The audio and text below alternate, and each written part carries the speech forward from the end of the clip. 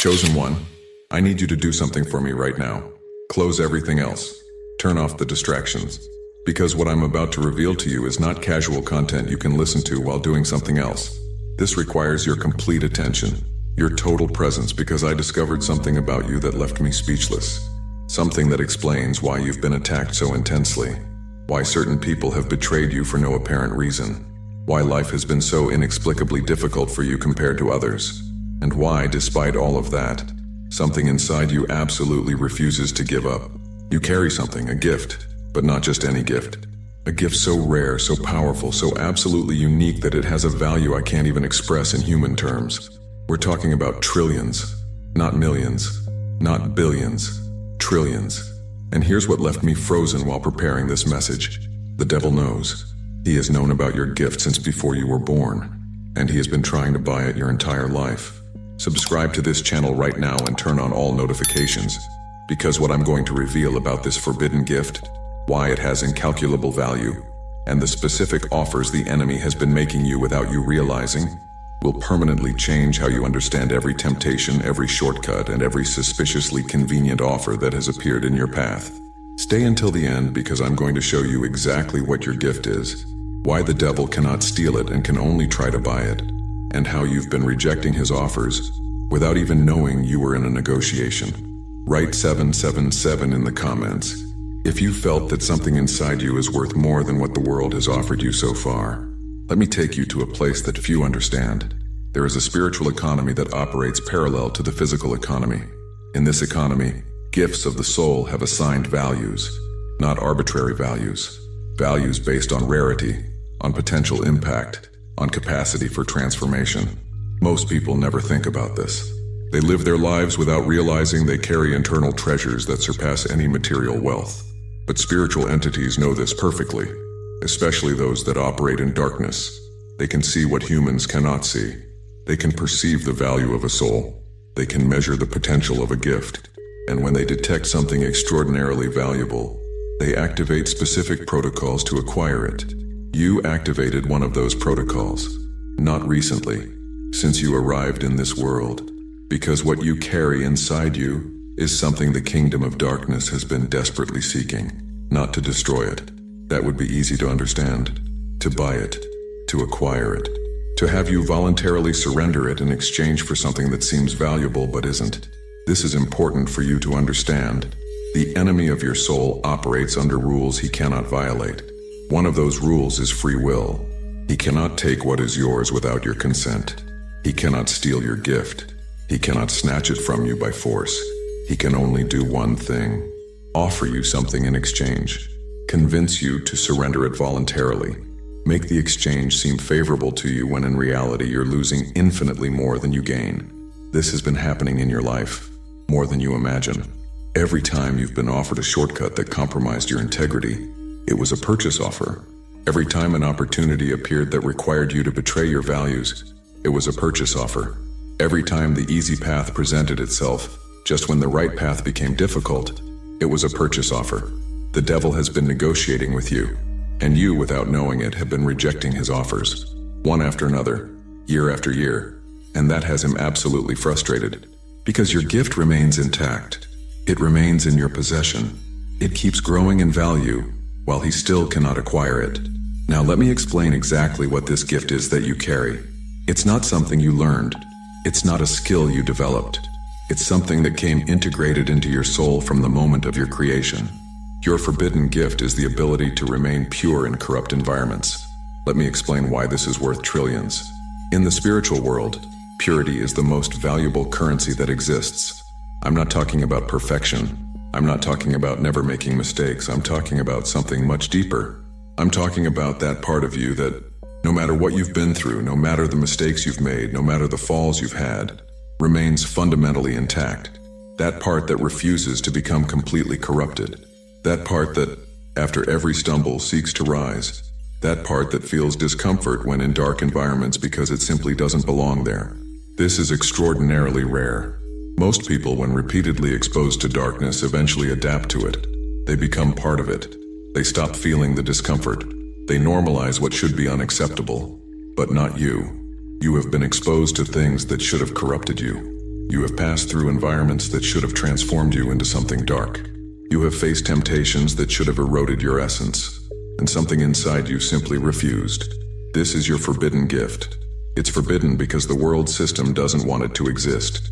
Darkness needs everyone to eventually become corrupted. It needs purity to be gradually eliminated. It needs every soul to eventually give in and join the low frequency. But you are an anomaly, an error in the corruption matrix, someone who should have fallen long ago but remains inexplicably standing. This has incalculable value, because every person who maintains their purity in a corrupt world becomes a point of light that illuminates others, becomes living evidence that it's possible not to give in, becomes embodied hope for those who thought corruption was inevitable. Your simple existence, your simple persistence in remaining who you really are, has the power to transform realities, to awaken others, to remind them that they too can resist.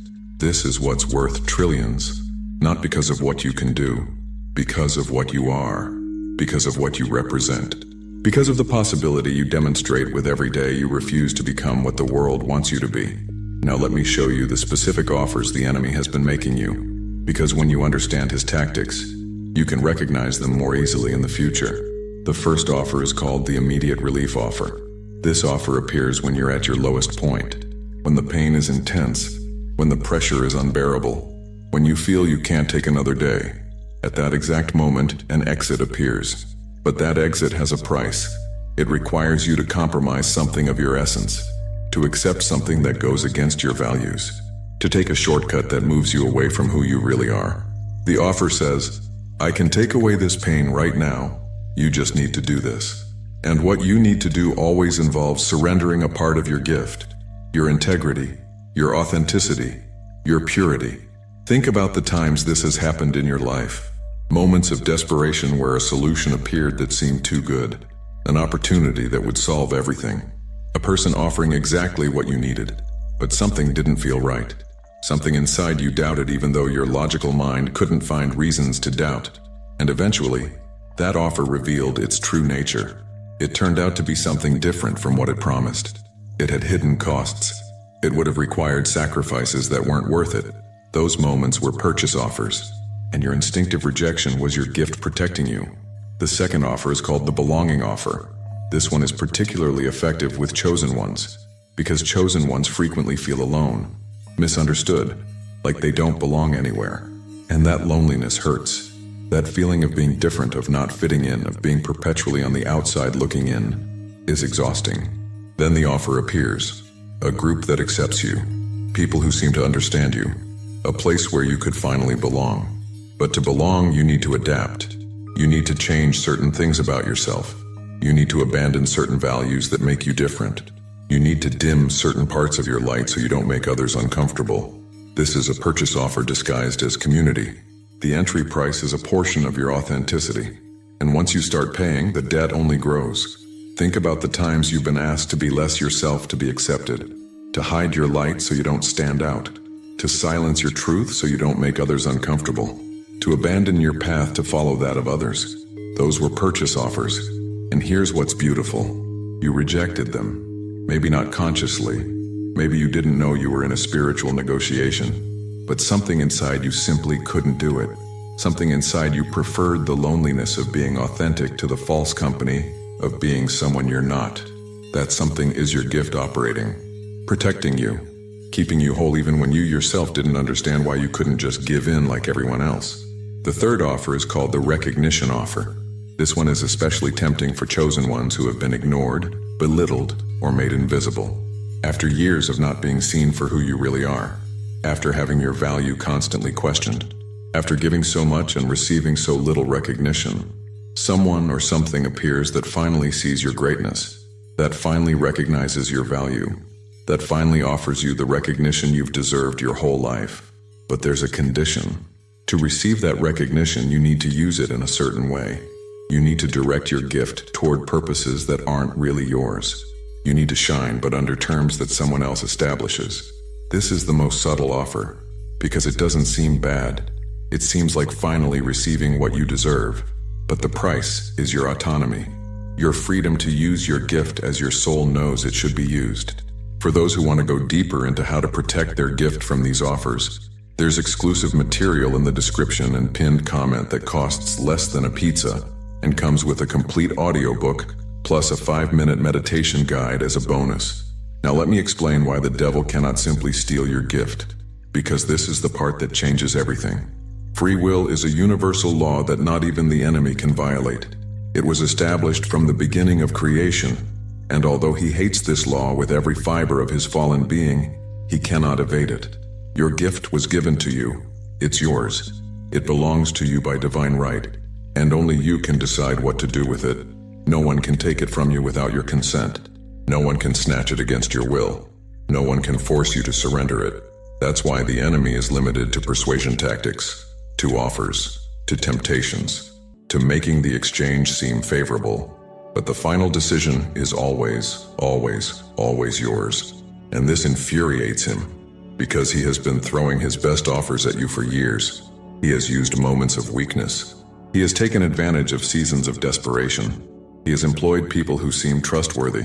He has created circumstances that seem to leave you no other option, and you kept saying no, maybe not with words, maybe not consciously, but something inside you kept rejecting every offer, kept choosing integrity over relief, kept preferring the difficult path to the corrupt shortcut, kept staying faithful to something you couldn't even name but knew was valuable. That something was your forbidden gift, operating silently, protecting you from sales you would have regretted eternally.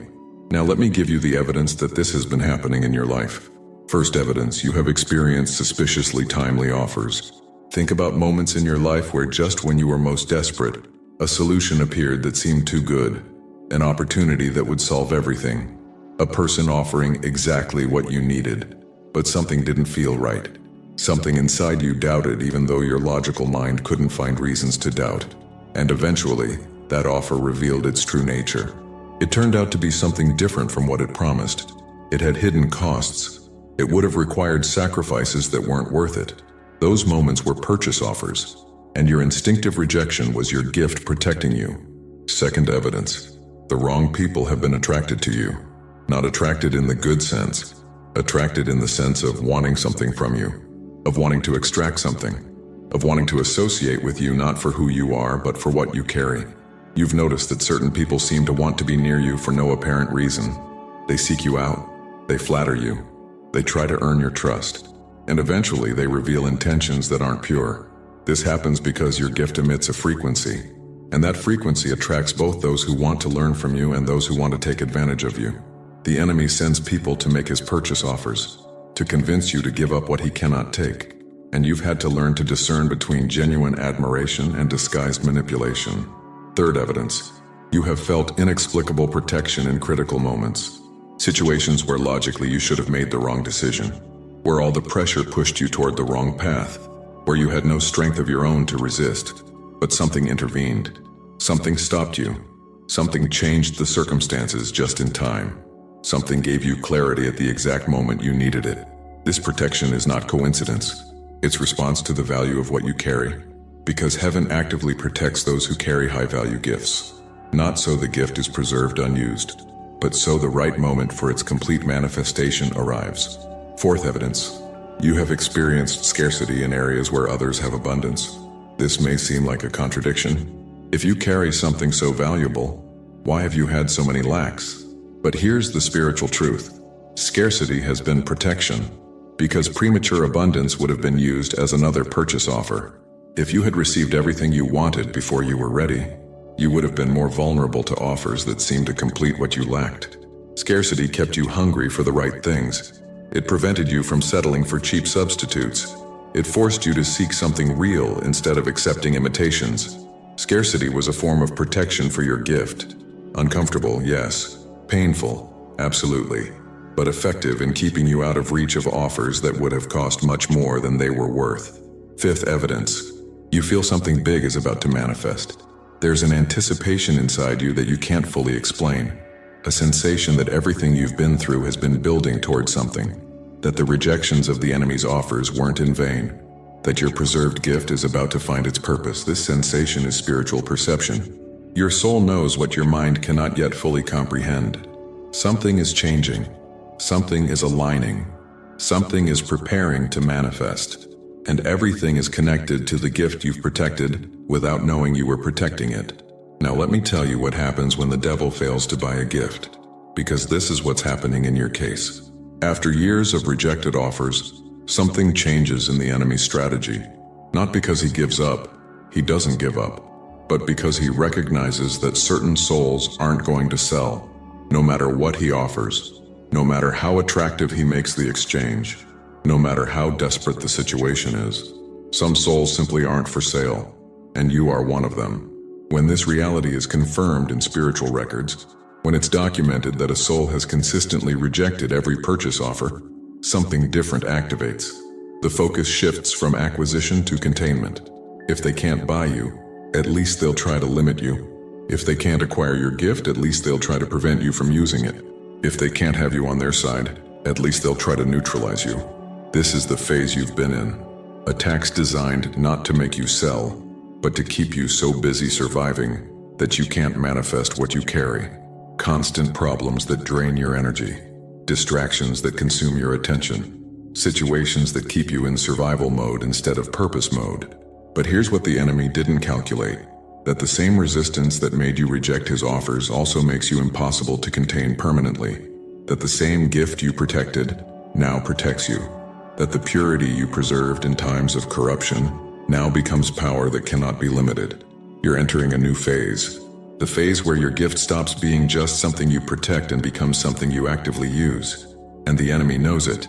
That's why recent attacks have been more intense. That's why circumstances have been more difficult. That's why you've felt more pressure than ever. It's the last containment attempt before your gift manifests in its fullness. But it's already too late to stop it. What's coming toward you cannot be blocked.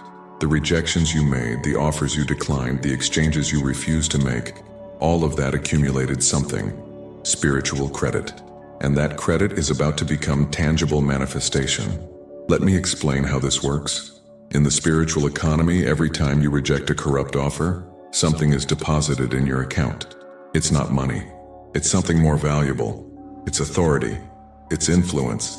It's capacity for impact. Every no you said to the enemy was a yes you said to purpose. Every rejected offer was an investment in your future. Every resisted temptation was a brick in the building of your destiny. And now that building is almost complete. The pieces are in place. The moment is arriving. What you've protected for so long is about to be revealed to the world, and it will be bigger than you imagine. Because the value of a gift doesn't decrease when it's preserved. It increases. It accumulates interest. It gains potency. Your gift today is worth infinitely more than it was worth when you started protecting it. Because every test you passed added a layer of depth. Every temptation you resisted added a layer of power. Every offer you rejected added a layer of authority.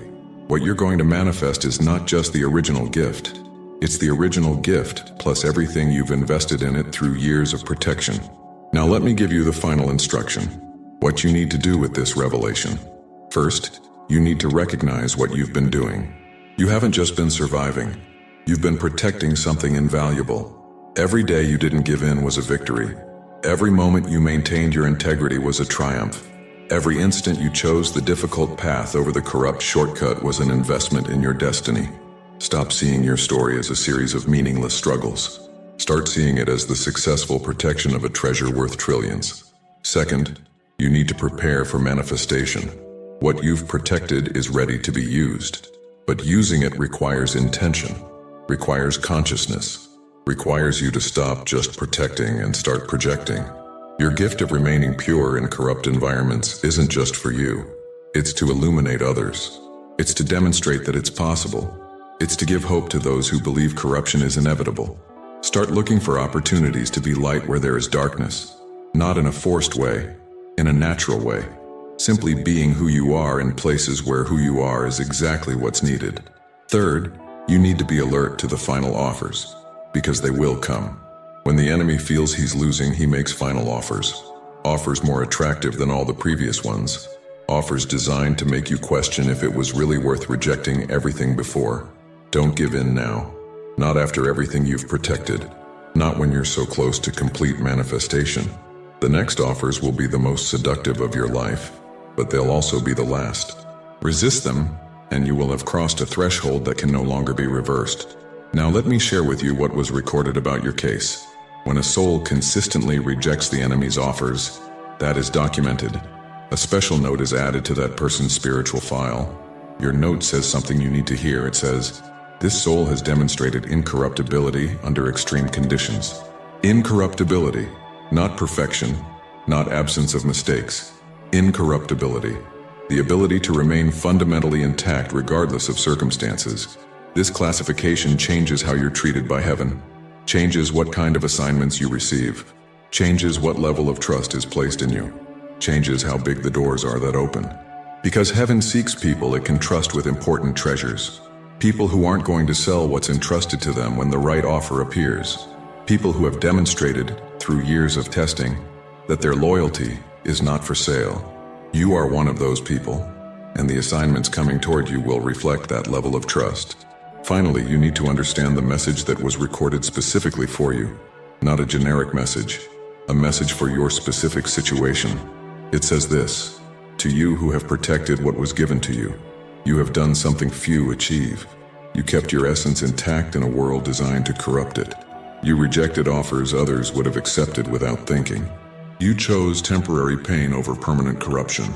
This did not go unnoticed. Every rejection was recorded. Every resistance was documented. Every time you chose difficult but right over easy but wrong, something was added to your account. That account is full now. What's coming toward you is the result of everything you invested. It's not luck. It's not coincidence. It's return on investment. Investment of integrity. Investment of purity. Investment of resistance. Your forbidden gift will stop being forbidden. It will become your greatest instrument of impact. What the enemy wanted to buy will be exactly what he'll most regret not being able to acquire, because you'll use it to free others from the same offers you rejected. Walk forward knowing that your value is non-negotiable, that what you carry has no price, that no offer, no matter how attractive it seems, is worth what it would cost you to accept it. You are guardian of a treasure worth trillions, and you have proven yourself worthy of that responsibility.